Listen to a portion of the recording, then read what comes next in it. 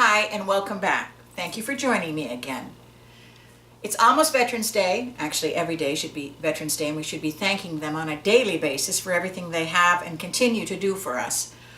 But in honor of Veterans Day, I thought I would talk about my godmother, Mary Russell, mother of 7, and I am one lucky lady to have her as my godmother. As you've seen from my article on her, she was a first lieutenant during World War II and served in Europe, having landed at Omaha and then working her way down into Paris itself. But here's one story that I didn't write about. She asked me one time, she said, "Do you know why I don't drink champagne anymore?"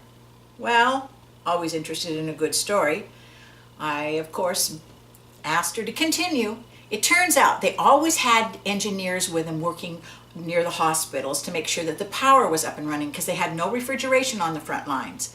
Well, a couple of these engineers were rooting around and found a cave that was filled with French champagne. You can imagine, at their young ages, in their early 20s, they must have thought it was manna that had fallen from heaven. She said that the mess hall was a 3-day drunk. Now put that in context, howsoever. Remember, they're on the front line, they're dealing with death daily and having to try and keep these men alive. So there was some little glimpses of brightness.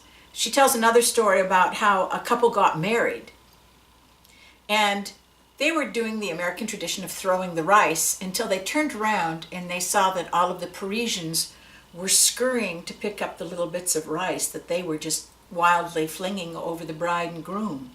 So they stopped throwing the rice and started handing it out to the men and women in Paris for their food. Incredible stories from these men and women who served for us and helped us make our country what it is. So please come back. You know I'll have more stories. Thanks again. Bye.